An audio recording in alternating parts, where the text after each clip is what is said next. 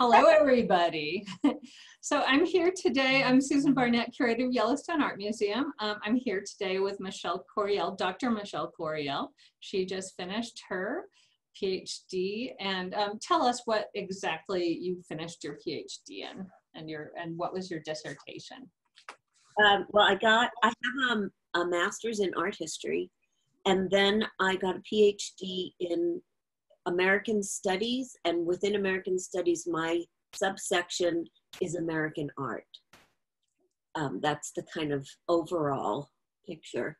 My dissertation was on the Montana Modernists. It wasn't just the women, though. There were 2 men and 5 women, I think, but I forgot. I think there was a really strong parallel, though, between, we decided to zoom in because it was the centennial of suffrage. We decided to zoom in on 4 women who were just absolutely at the center of bringing modernism to Montana. And I know I did feel bad, especially about leaving Bob DeWeese out, because, I mean, he and Jenny were so much of a pair that it's hard to separate what the 2 did in many ways. But at any rate, today and in this exhibition, we're featuring 4 matriarchs of modernism, and it ties right into your great expertise. I'm going to let's see. Oh, hello from Jane Deschner. Hello back, Jane. Glad you're here with us. I'm going to just go ahead and make Amanda the host, and then she'll be able to share her screen, and we'll be able to tour through the exhibition as we chat. And then our heads can be tiny. Okay, well, as long as the art is big, that's what matters. Right? Yeah, here we are with our tiny heads and the big art. So this is our new collections exhibition called Matriarchs of Modernism. We're just walking in the front door right now. Thank you, Amanda.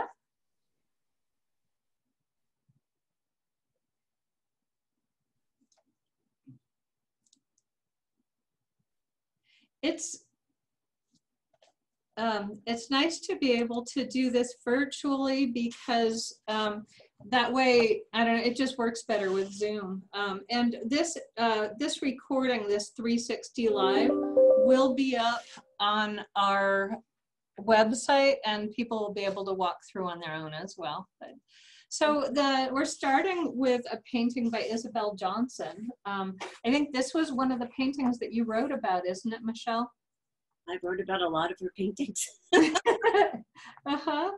What is the title of this one? I was just double checking that. It's let's see. It's called Grove Creek Autumn.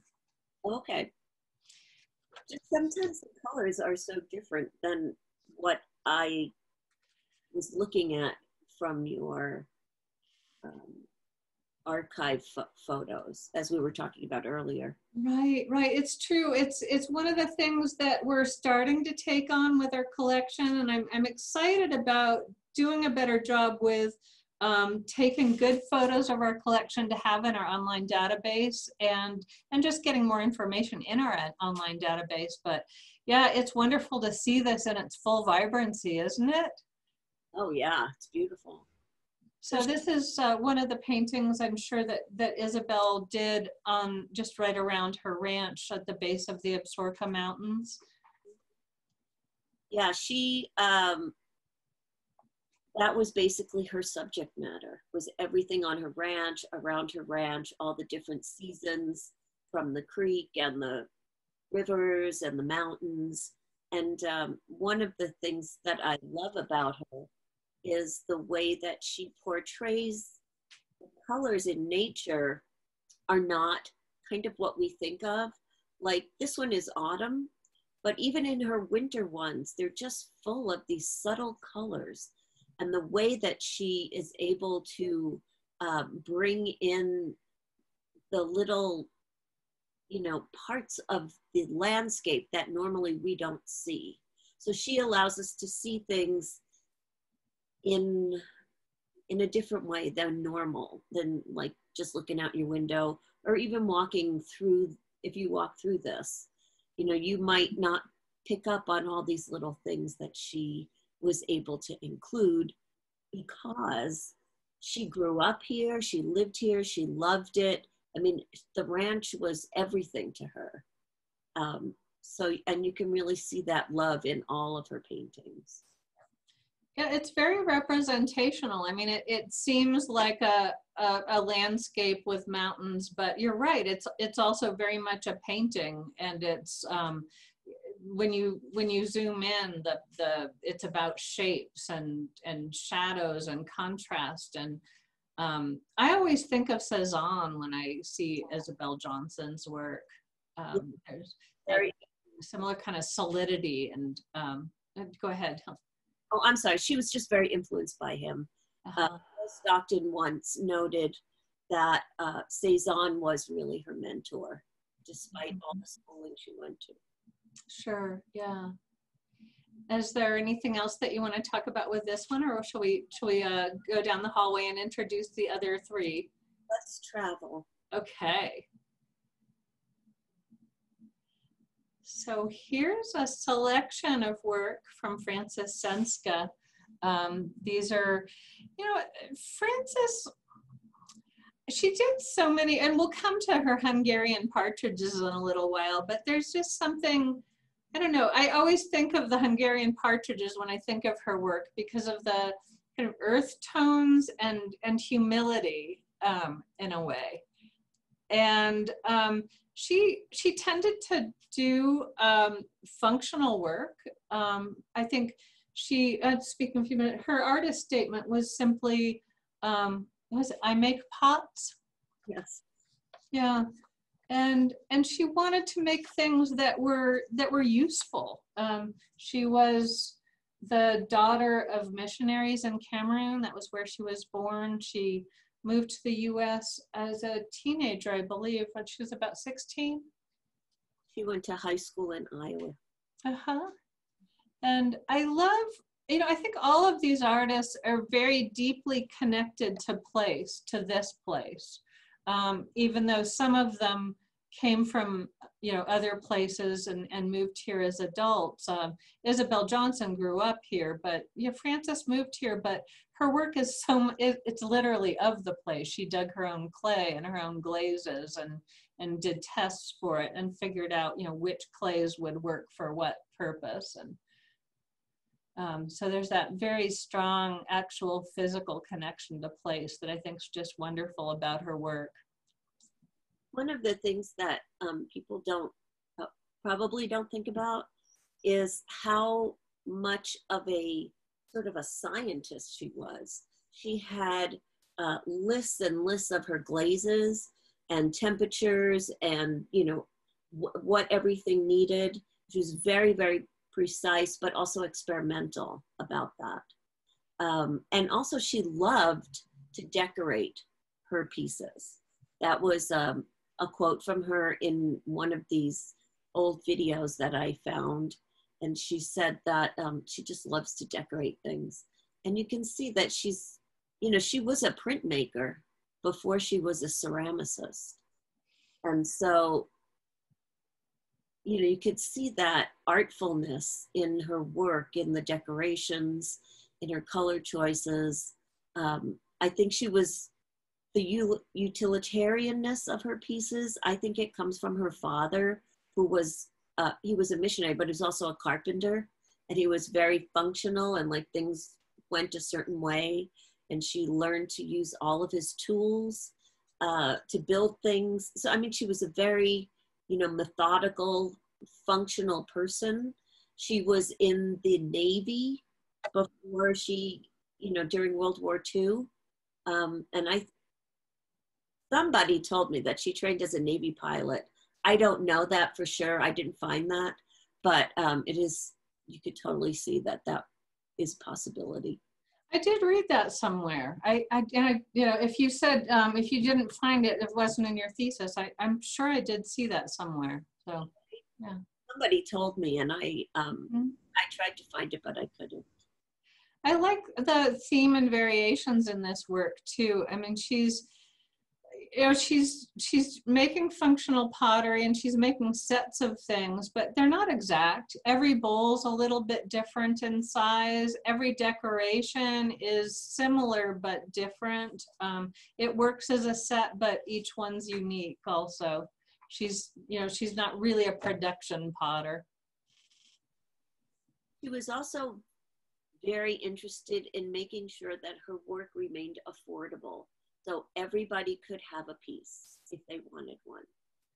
I remember that about her life and work partner Jessie Wilbur as well. I had the very first exhibition I worked on was a retrospective exhibition of Jessie Wilbur that toured the state in 1983, and I remember buying a print from her at that time for $10, and I still have it and I treasure it.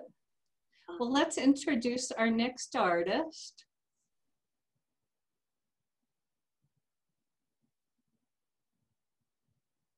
Jenny DeWeese, she would have been the latest one of these 4 artists to come to Montana. She and Bob arrived in, I was 1949, I believe, when he started teaching at the department. Jessie Wilbur was actually the interim head of the department, and he was hired when she was in that position. But she really immersed in this place, and all of her work, well, she started out very non-objective, but she was just so inspired by the Montana landscape, by the landscape just inside and outside her studio windows, just right in this very, very narrow space that she lived in. She went all over. I mean, she did landscapes that were not just from her window. Sure. That, there is that modernist way of thinking that you should paint what's outside your window, but that doesn't mean literally what's outside your window. It means you should paint what you right, the things what you know, paint what you know with every day. Yeah. So she does paint. She did do a series of paintings from her actual window, but she also did a lot of other paintings that were, she loved to be outside and she'd be all over the place, walking, hiking, and was very immersed in the landscape. That was lovely to drill into this too.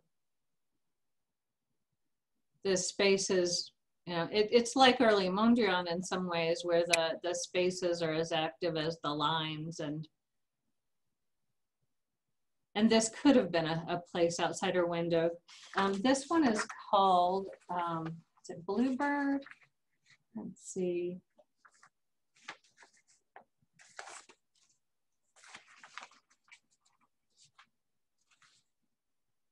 Blue.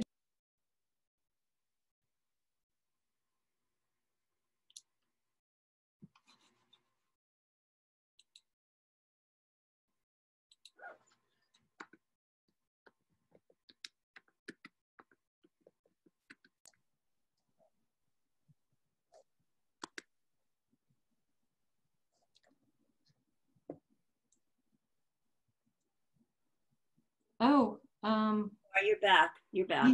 Yeah, can you hear now? Yes. Okay, great. So what was the title of this? I didn't. Oh, it's Blue Jay. Okay. Well, right outside their house, they have a lot of blue jays.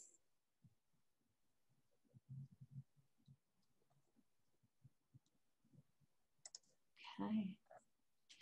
You can see the blue jay in the tree there. Yeah, it's just this little spot of abstract, intense color in an overall neutral painting. It's so vibrant. You were talking a little bit about just the general idea of modernism, Michelle. Do you want to elaborate on kind of your idea of what modernism is, what it means, and maybe even what it meant in Montana? Yeah, I'll take a stab at it. Um, And I've written a little paragraph that's on the panels that I can jump in with if you'd like as a more general thing, but I'd love to get your take on it. In the meantime, let's move down to the next work while you're talking. okay, so for me, my understanding of modernism is it came about when photography started, because they no longer needed actual paintings of actual things. And artists were saying, you know, we want to do something else besides this. And then, you know, we had Impressionism and Expressionism and Post-Impressionism. And, you know, they're all parts and steps in modernism. Sure. In Montana, for me, what was so extraordinary about these artists and the work that they were doing is to think about the art that was here before that. You know, the Western paintings. I mean, everything was Western, or it was watercolor, landscapes. I mean, it was very literal kind of things, but it was also nostalgic. And so what Montana modernism did was it brought in the times, you know, what was happening. All these people had experienced World War II. All of these people had experienced the Depression. And now they were starting to come to terms with life after World War II. And it wasn't all, you know, rosy either, because there were a lot of issues that were happening with the Cold War and the anti-communism and the anti-socialism. And Montana was actually a very, it wasn't as red as we seem to think of it as. There were a lot of progressives here. So there was a lot of politics going on. There was a lot of people bringing in their ideas from other places. We had, after World War II, we had the GI Bill, which brought a lot of people to these college towns with a lot of ideas and a lot of similar experiences that they were drawing from. So to express this feeling of what the world was, they really needed something new. They needed to figure out what it was that they could say that hasn't been said before. Yeah, I think that idea of realism is kind of important, because we think of modernism as abstraction, but in some of the very early modern artists, like Courbet, for instance, were, instead of painting idealized people and landscapes, they were painting things as they were. And I feel like although modernism moved more and more toward abstraction, it definitely rejected the nostalgia. And it also, yeah, as you said, the photography idea that you brought up is really important too, because it didn't need to represent things in a literal way anymore, because the camera was there for that. And also, there was a tendency to romanticize things. And I think that the modernists disregarded that idea. They did not want to romanticize anything. You know, it's either say it as it is, and maybe not literally, but you get that feeling from it. So they were able to portray feelings as things were. Like, for example, we'll take the magpies in a snowstorm, one of my very favorite Jesse Wilbur prints. You know, it's not exactly what it looked like there, but you know that feeling of winter and snow and wind, and those magpies, they just don't give up. They are there. They are always there.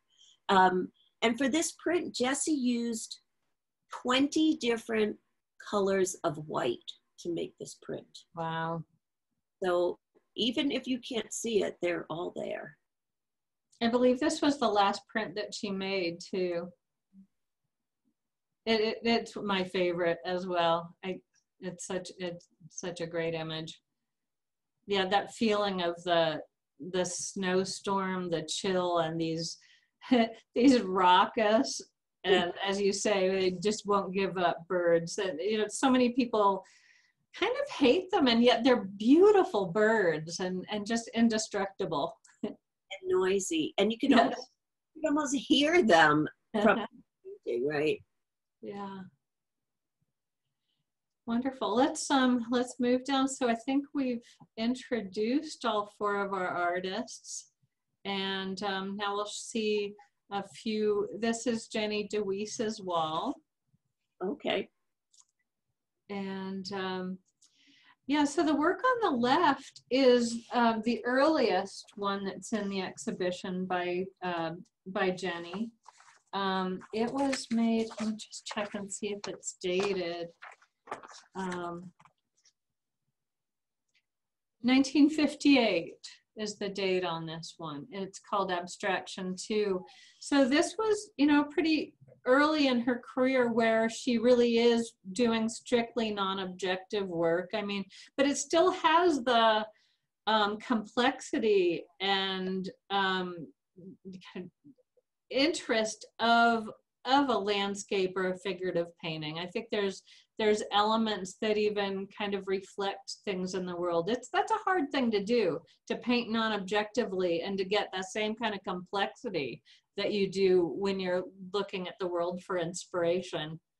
And then I think at the same time, she brought the ideas of non-objective work into her landscapes and figurative works when she went back that way.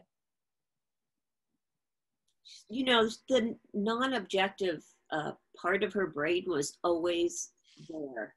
You know, even in her landscapes, where it seems like it's something, you know, that you can actually recognize, that still it still could be a non-objective painting very easily. You could turn it upside down and it would be a non-objective painting. So here in the middle, we literally have that idea of, you know, outside the window. And I love the contrast between the kind of this warm interior and the cold outside. And the chair kind of sits in for a person in a way. It's very figurative. This reminds me of, well, this reminds me of where Jenny lived, just looking out that back door. Yeah, for sure. It probably is that. And art on every corner of every wall. But also I love the way her use of color. She's able to really pull in these colors that normally you wouldn't associate with, you know, the blue background there. There probably isn't anything that's actually blue, but the way that she uses those colors gives us all a perfect idea of what she sees. It's very believable, but you're right, that turquoise color that's behind the trees, I don't know that I've ever actually seen that in a winter landscape, but it's so intense and lovely with the oranges in the inside. I love too the idea of the scroll. She started using those on what, in the 90s, or she figured out that by using scrolls, first of all, she just didn't have to mess with framing, which is something that every artist likes to do away with. And she was so prolific, and so she could store her huge production. But it's also just a really nice way to display her work. It's so simple. But wouldn't you also say that there's a little bit of that, they called it like Japanese inspired work, the modernists really were very, very fascinated with. And so by putting these scrolls in, I also think it's kind of a nod to that. That's a great point, yeah. And the way that she simplified things is also very Japanese in its aesthetic. And then on the right, we have Pepper. So Jenny, in addition to being a painter, was very serious as a printmaker. And this is a woodcut print And this one's hand colored, so she just carved the black out of the plate and then probably used watercolor for the color. But yeah, printmaking was also a big part of her work. And again, is it partly that affordability, do you think, Michele, that drew her to prints, or did she just enjoy the process? I really don't know what drove her to make prints. I just assumed that she was an artist and, you know, was around some printmakers. And during that time, a lot of artists were also printers. Mm-hmm. So, you know, she was darn good at it. So. Well, and again, it was such an important part of Japanese art, and it really lends itself to, you know, simplified forms, especially the woodcut, where you're carving away, what you carve away becomes white, and what you leave is the color. And see, they had a Dalmatian whose name was Pepper, who Jenny was very fond of. Let's continue along. Unless, do you want to say anything else about Jenny while we're there? No, maybe we'll come back to it. Okay. I think this is such an interesting project. It wasn't finished until Jessie Wilbur retired. 80. I have to look it up. Yeah, I can't quite remember. I feel like it was maybe 1979 was when she completed these. And no, 1976. This project began in the 1930s. It was a WPA era project. It was sponsored. No? No, it was a project by Hannon, who was the head of the department at the time. She and Olga Ross Hannon and Jessie Wilbur in 1943 went out to the Blackfeet Reservation east of Glacier National Park to witness the Sundance ceremonies. Mm-hmm. And they sketched and they took notes, and they, you know, had all these teepees with the different animals on it. But Hannon died in 1947, and she never got to finish her project. So when Jessie Wilbur retired, she wanted to honor Olga Ross Hannon. And so she got, I think she got a grant to do these silkscreen, or these serigraphs. And she also had some people help her, and I can't remember who, but there were a few graduate students that helped her and art students.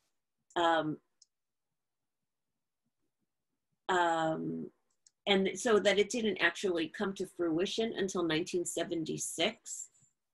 But it wasn't really Jessie's project. It was more of Olga Ross Hannon's project. And it was also the director of the Plains Museum was involved at the time. He went on to, I believe it was the Smithsonian. I don't know. At any rate, there's information on the label. We've put some QR codes on our labels in places where people can really drill in for more information. I think another thing that's lovely about this project is that they also gathered stories at the same time from the people who owned the teepees. And they wrote down, they recorded and then transcribed and wrote down the legends that go along with them. And they're wonderful stories. It's a lovely, book that they put out. I think it was published by the Museum of the Rockies. Mm-hmm. That's correct, yeah. Designs and Legend, and it was published by Bozeman, Bozeman Museum of the Rockies. And it really is a lovely little chapbook. I think they got a grant from the Montana Arts Council to do it. Yeah, so we have, I believe there's 26 of them, and then quite a few of the legends that go along, and we have that complete portfolio. And I think, as far as I know, this is the first time we've displayed them. None of them were framed, so it was nice to bring them out. But again, this kind of these designs lend themselves well to Jessie's way of kind of paring things down and simplifying. She chose not to show like the smoke stains at the top or you know, where they'd been soiled around the sides. She just really wanted to focus on the design. And there's no background, so it's floating, right? They are the teepees, and there's no context for them. So you get to put your own interpretations on there. Sure. And then we have a painting of the Huns to the right. Yeah. Thanks, Amanda. So both Frances and Jessie were interested in these little humble birds, Hungarian partridges, that were, they're not native animals, but they were introduced and they've done really well in the United States. And it's just so interesting the way she's simplified them into these kind of vase-like forms. And then if we come back, we can see how Frances was also interested in the same form. And this is not a print, right? I didn't mean to say print. Did I say print? It's a painting, yes. That she's mostly known for her prints, but this is one of the few paintings. Oh, yeah. Yeah, great point. Yeah, she was a wonderful printmaker.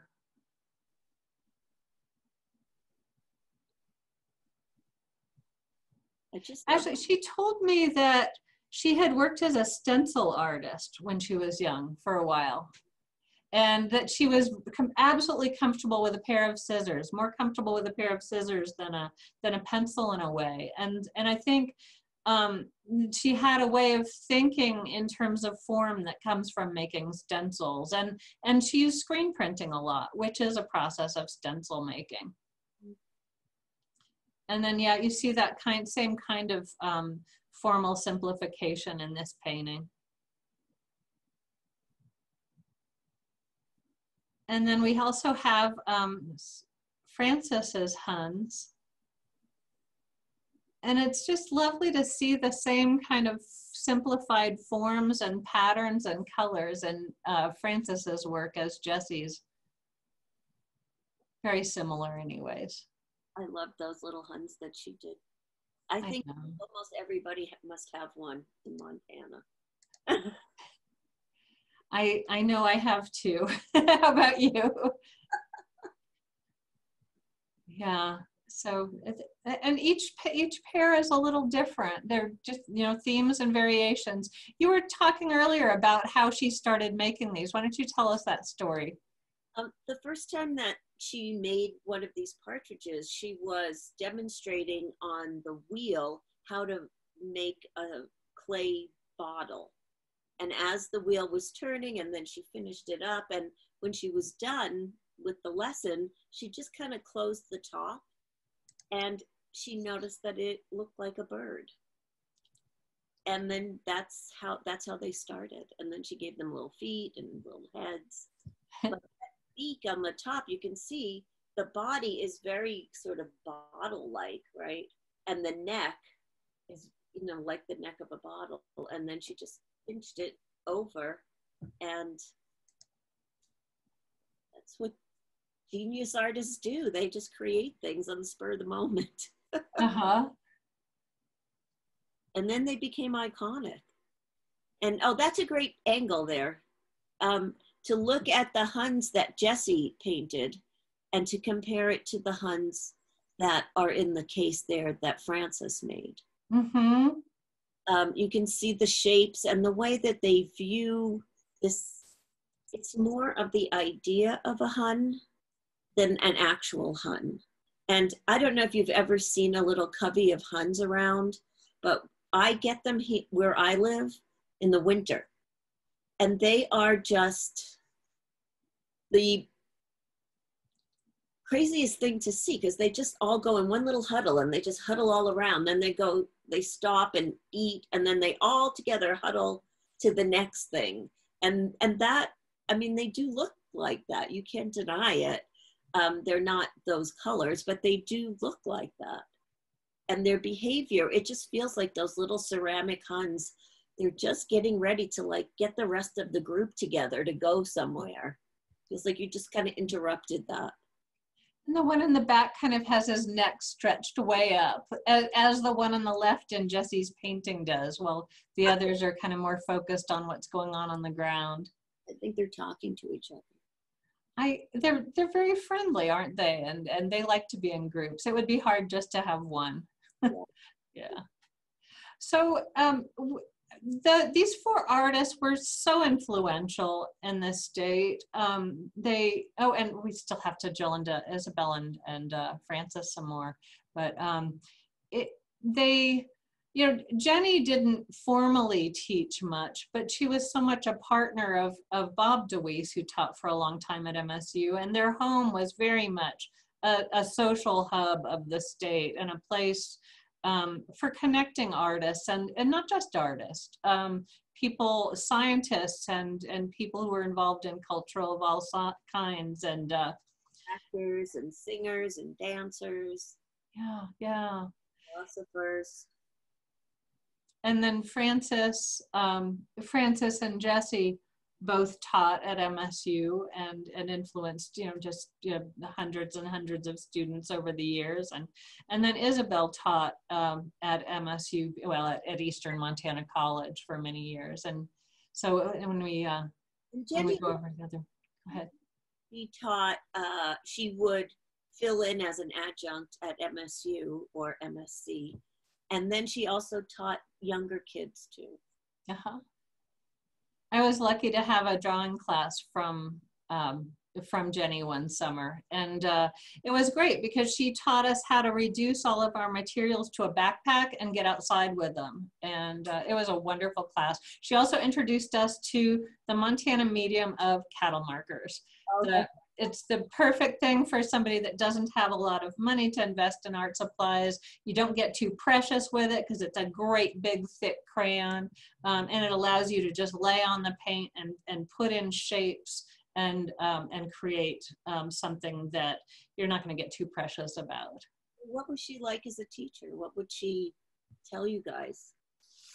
I've never been one for remembering exact words, but I guess I do remember a few things. One is that we're responsible for what's on our page, not for what's out there. And so, but ultimately what you're responsible for is your own composition. So don't get too caught up in what you're looking at, and then just to be free with it and, experiment and, yeah, it was a great class. I think they were all about this idea of experimenting because they all tried things that they'd never done before. And happy when their students tried things they'd never done before. So yes, it was quite a selection of works by Frances here. And there's this one, it's very modern in its design, this little wine set. And then sometimes she also did incised work. There's a small jar that Amanda will have to navigate through to find. But she did a series that were inspired by Cameroonian vessels, the Yababo pots. And this isn't exactly the Yababo, but it's a similar style that she used in those. The sofrito. The scratching in. So she's put on a glaze or a slip and then carved through it. And she has some really beautiful designs on the vase to the left there too. I like the way she's on this little jar too, that she's brought the designs forward onto the lid all the way around. And each one of these kind of fish forms has a different kind of patterning in its scales. Well, let's look at Isabel Johnson's wall.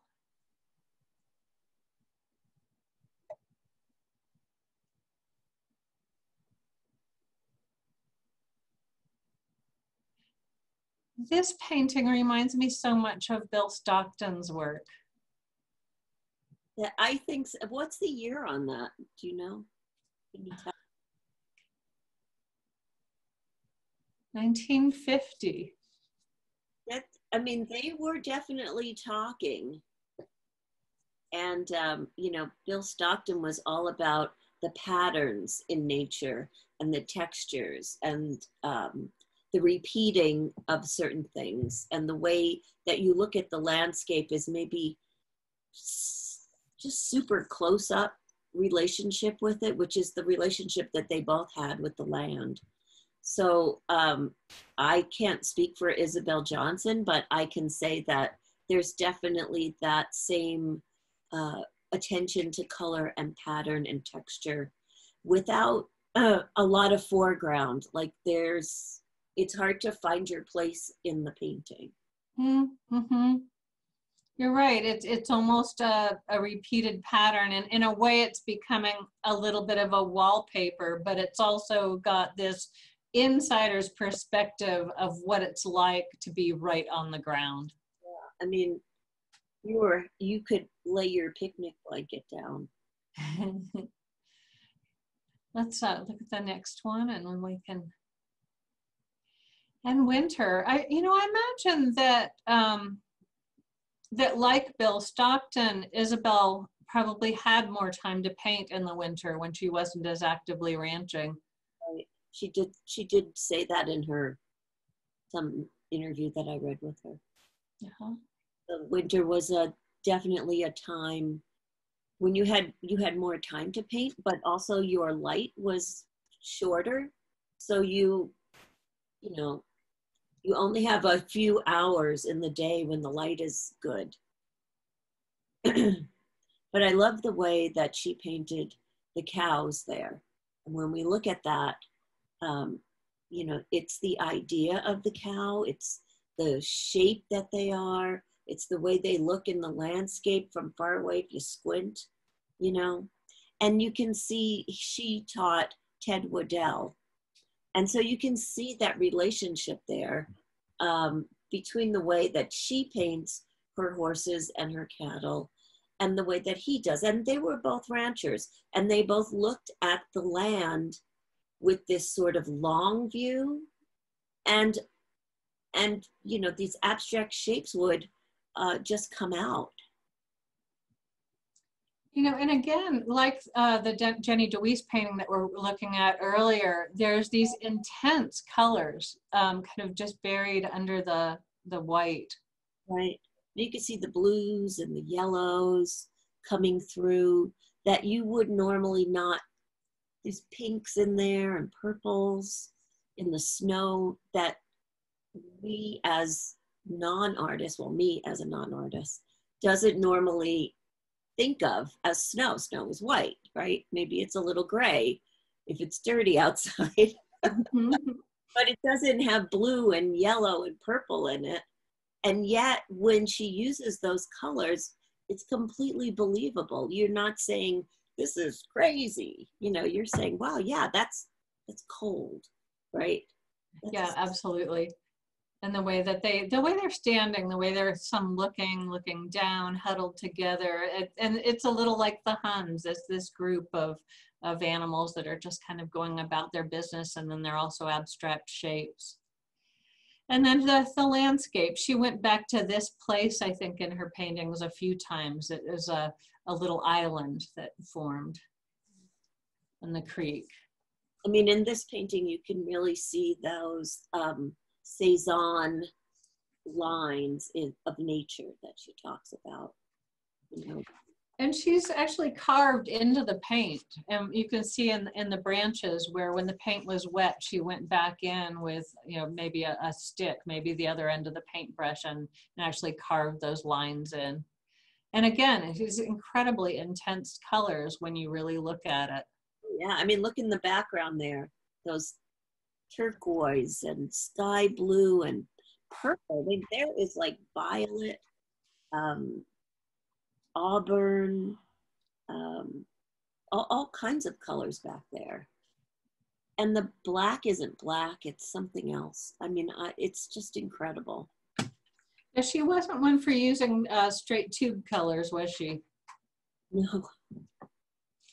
Well, so we were talking a little bit about the influence of these artists on so many other artists, particularly in Montana. But well, the other room is called Montana Connections, and now we're looking at some work by students and peers, both people for whom Jessie, Frances, Isabel, and Jenny were really important.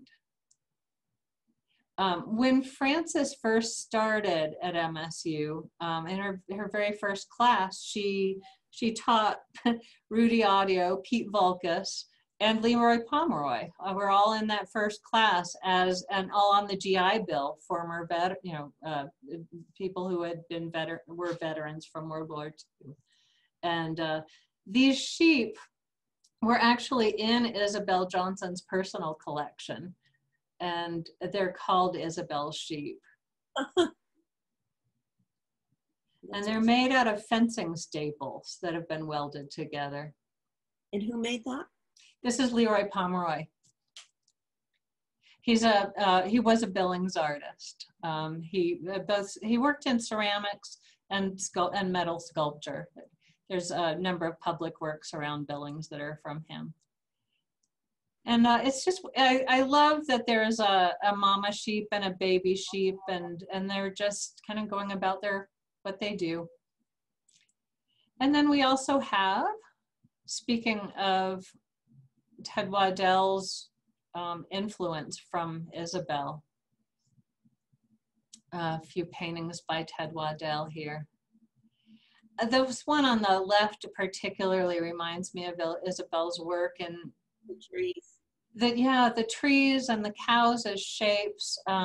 Ted tends to paint more thickly. Yes. But even those vivid colors that are, from Isabel used to say, look and see, really look and see. And she was such a great colorist, and I think, really taught other artists, that snow's not white.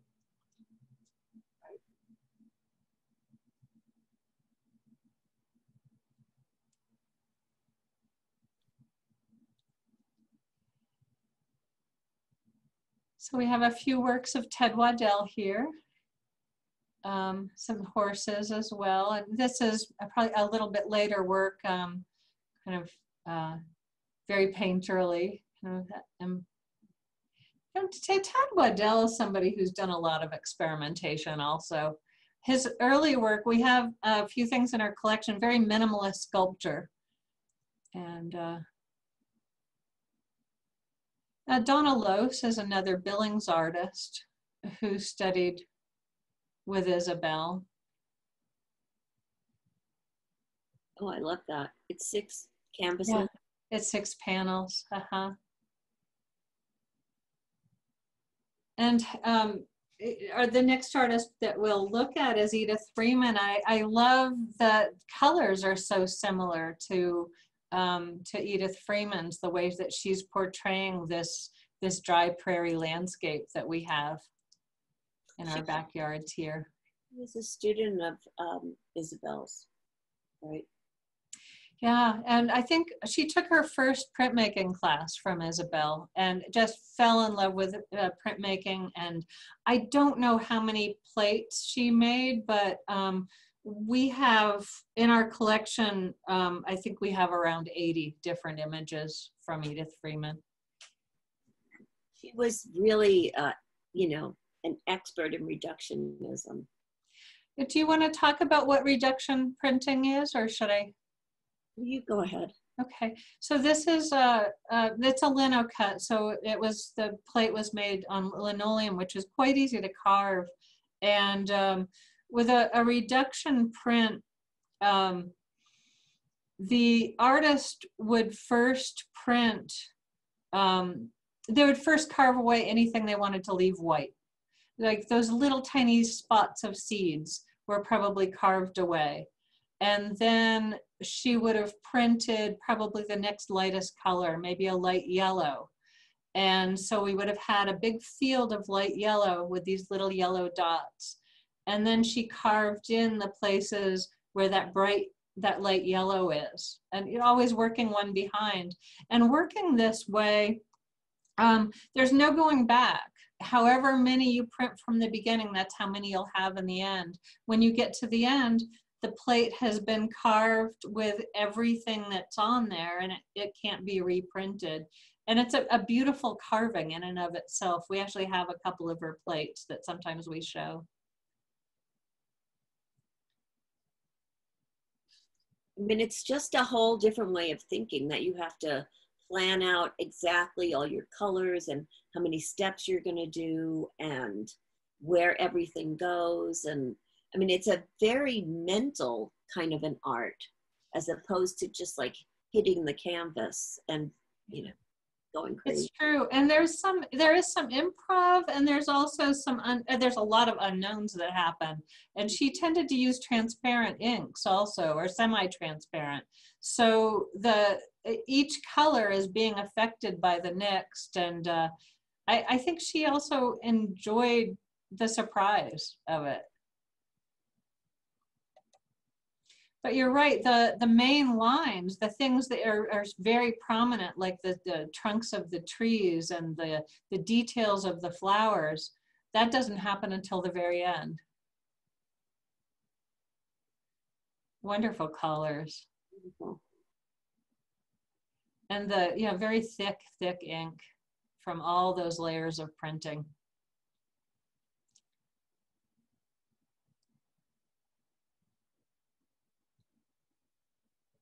Well, here are a couple of really well-known Montana modernists. Michelle? Is that Vulcus? Yes. The test. And he worked, this was a monoprint here. He worked two-dimensional sometimes as well, but he must have just loved the physicality of the clay. You can just see it in his work, and any photos that you see of him working in, he would just get bigger and bigger and bigger and bigger. And he is actually the first abstract expressionist ceramic artist, because nobody did this before. He was saying, okay, here are these forms. He started out very traditional, of course, but he broke the forms, he broke the pieces. And it's this action that is apparent in the work. You could see him moving through it, the strength of it. And I believe he then moved to bronze after clay. But there is a great story of when he was at Montana State College, he was, figuring out the ceramic thing. But he liked to work at night when nobody was around. And so he would break into the studio and work in there. And then finally, Francis just said to him, look, I'll give you a key, stop breaking in. Like, you can feel free to go in and work, but you don't have to break in. That's funny. The tradition of working when you can is still, it's still kind of around. And Amanda, if you could show the other Vulcus pot, it'd be nice to just see what Michelle is talking about, how he started out really very traditional. I mean, it wasn't that he didn't know how to throw a perfect, beautiful pot. Look at this, and when you feel it, you can tell with a pot with somebody who really knows how to throw, and it's the same thickness all the way up, and it just has a feel, and his work definitely has that. I also, when I think about Pete Vulcus and Rudiadio, I think a little about Picasso and Matisse. And Pete Vulcus to me is channeling some Picasso and Picasso and bringing that through into the ceramics, especially in his early work. His designs remind me of Picasso's a lot, and a lot of machismo. Yeah, for sure. And so he and Rudy were both in that first class that Frances taught at Montana State College. And Rudy also really pushed ceramics in a different direction and brought the abstract expressionism into it in some ways, and modernism. He's much more lyrical and figurative in his work, and I would say painterly in his ceramics. The forms, he starts with the form and then lays the shapes over them, and the shapes both conform and nod and create this really interesting kind of dynamic with how you experience it. And then as you move around it, it's all the way around, and the forms change. These intense colors. His work has always made me think a little bit of Matisse also, the horses and women, very figurative, very lyrical, as you said.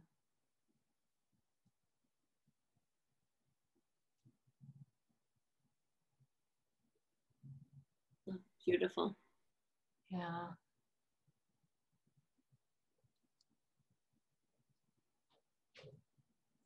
We've had an Adopt a Work program for this exhibition to help support this exhibition, and quite a few of these works have been adopted, so somebody's kind of supporting them through the exhibition, and that was one of the works that has an adoption, which is lovely.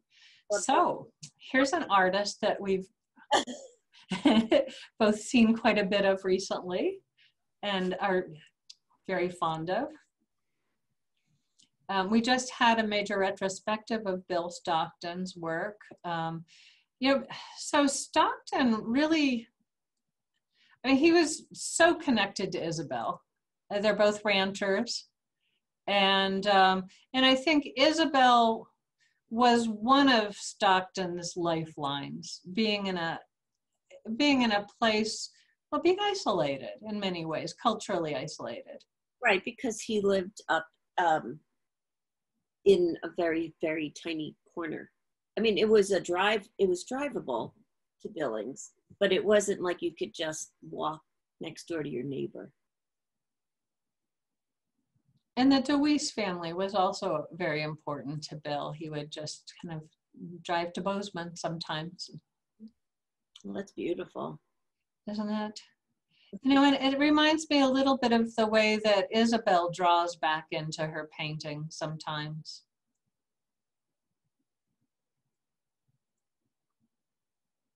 And then Stockton's early work was a little bit reminiscent of Pollock, very, kind of taking the landscape and breaking it down into a repeating pattern.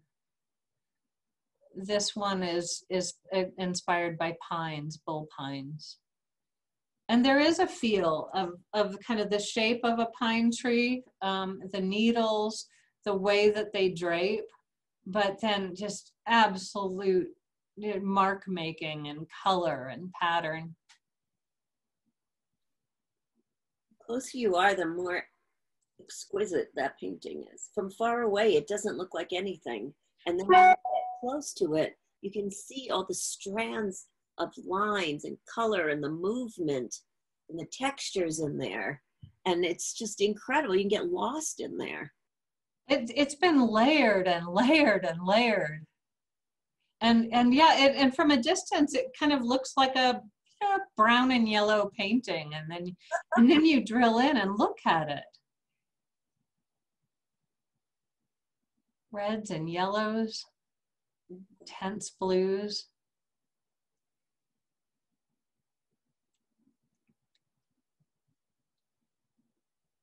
This must be a Ted Wardell here. Yes.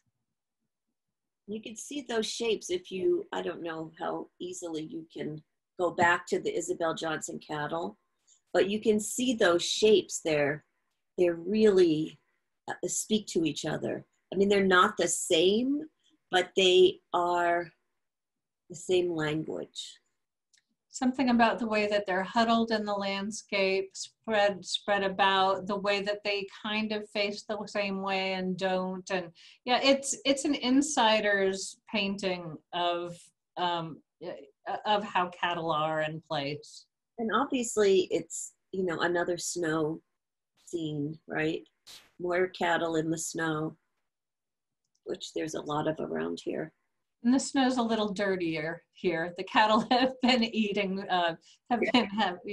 following the hay for a while, maybe. And then it's all about paint. Definitely.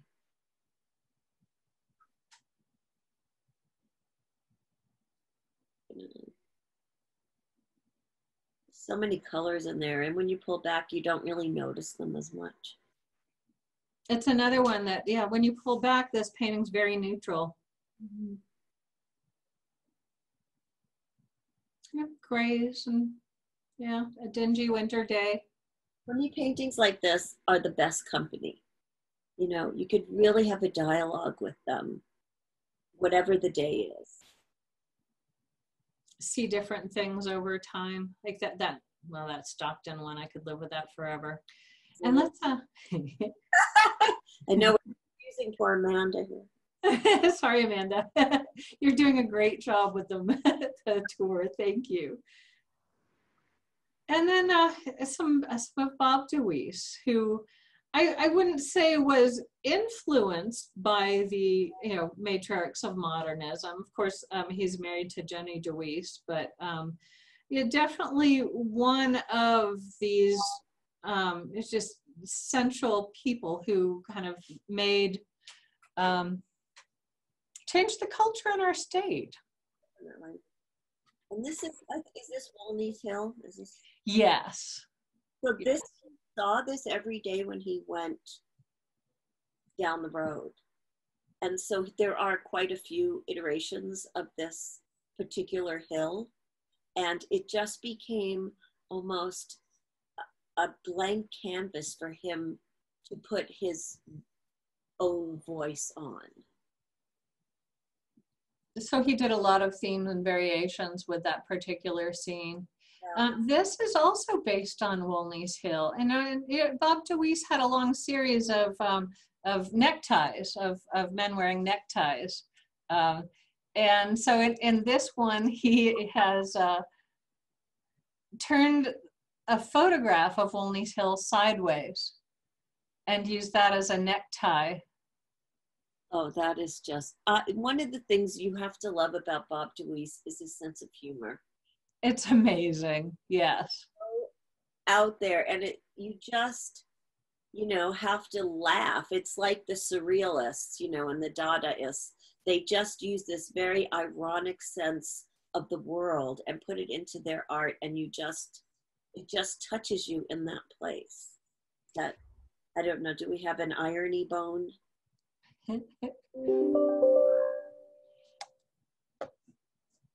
There's and materials, you know, he was one for using found materials in interesting ways. And so he had these photos, and he must have noticed turned sideways, it looked like a necktie. There was a work that I just loved that he did, I don't know, in the 80s. It was in the Sweet Pea Show. It was called Life of Montana. And he had taken those little plastic jelly dishes that you get in a diner, and he lined them up, and it looked just like the Bozeman Life of Montana building. Well, he had quite a large series of necktie collages, assemblages, and paintings. And he was really into this idea of the necktie as sort of the symbol of status quo. Yeah. And how that gets convoluted in our daily lives. And who are we? And, you know, what makes a man and a breadwinner? You know, it's just brought in all these questions that you could ask through these assemblages, different situations that use them. There's sorry, go ahead. The bottom there, and on the top and the back, you see them. That's the landscape of neckties. It certainly is, and they're like streams, aren't they? And then behind they're in the sky as well. Yeah, I mean, it's a world of ties. Yeah, Jesse, Nathan, Becky, and ties. Oh, there we go. I don't know who they are, but they're in the world of ties. Yeah, I don't think it's Jesse Wilbur, but it's Jesse, Nathan, and Becky. Hello.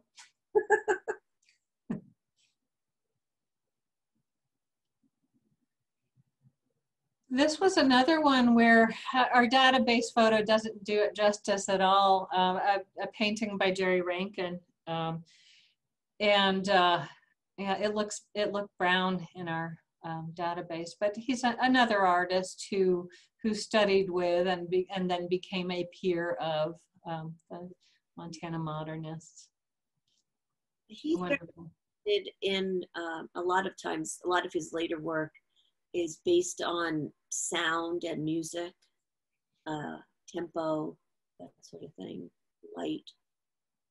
So I don't know about this piece, but this one looks like X's and O's. Still has a really strong rhythmic quality though too. And then we also have a work by another Billings artist, Neil Jessela, who was very close to. I spoke to Neil about his experience as a student of Bob DeWeese's, and he said, you know, he grew up in Butte, and he came to art college and, you know, was drawing horses and, you know, things that Montana boys would draw. And Bob was like, no, you know, you have to learn how to make a line. And until you can make a line, don't even talk to me. And it just changed his life. And he started painting abstract art after, you know, taking Bob DeWeese's classes. And he never went back, never drew a horse again.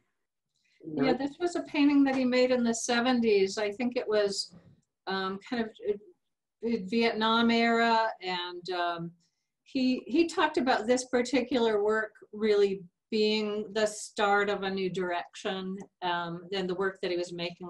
He decided to be a professional artist and, you know, got serious about it and started really finding his own voice.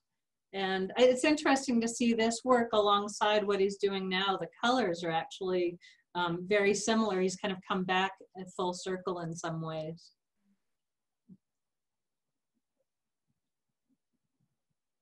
Did you study James Reinecking at all when you were working on your thesis? A lot, just you know, looked at his work and just how amazing it is. Uh-huh. You can see the shadow of the tripod a little bit there, but his work, everybody has seen. There's a big work right outside of the YAM, and we thought it would be nice to bring in some of his work for this as well. He studied in Bozeman. He was from Germany, and he is there now.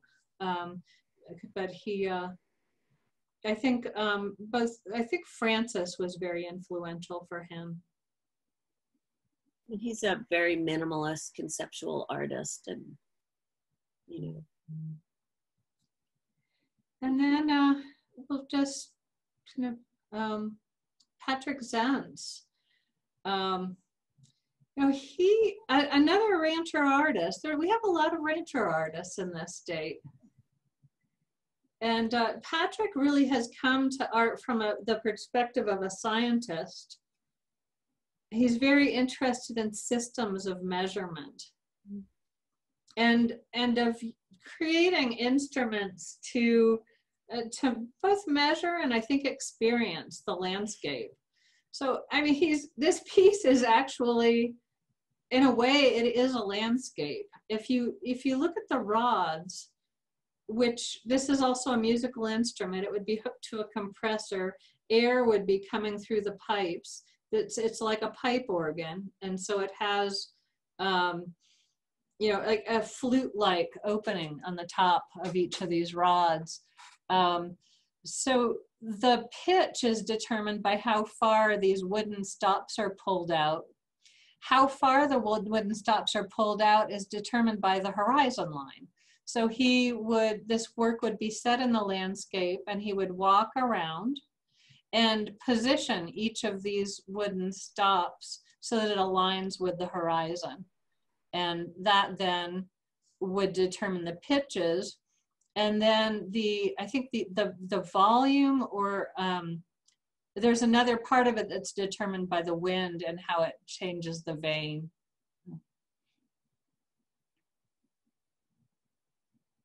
He has another piece that's by the vault. Is that right? Is it still over there? We have quite a bit of his work at the museum. There's a fountain that's it's called a pool that's that you can sit around, and it's how the water drips into it is determined by the weather outside. There's a sensor on the roof, and then we also have some just huge propeller blades that are inside the vault that that move depending on the wind outside. And then here's a really wonderful work by contemporary potter, Josh DeWeese, Jenny and Bob's son, who's now a professor in the ceramics department at MSU. And he was the director of the Archie Bray for a while too. He was a great director too. I think that program really grew under his leadership. And actually, we didn't think to mention that Peter Volkas and Rudy Audio really were the founding artists of the Bray, and kind of, and I think it was, I think Francis had something to do with kind of inspiring them to go that way as well. But Francis and Jesse both also had a hand in starting the Bray. Oh, great. Do you want to talk about that at all? They actually physically laid some bricks of the building. Like they went up there and built some part of it. I don't know which part. Uh-huh. Yeah. So that was, I think, pretty much after Rudy and Pete Volkas left MSU, they went to the Bray and kind of got that residency program started. That's been such a wonderful thing for the state, and there's so much great ceramics that have happened here in Montana. Well, I think we've had a great tour. I really appreciate, Michelle, you taking the time to go through this show with us. You have so much to share, and it's been so fun. Do you want to kind of say anything else about the things in closing? Oh, I just wanted to thank you for inviting me and for putting together this amazing show. And I know we all saw it virtually, but I hope more people can actually pop in and see the works. It's better in person. It's true.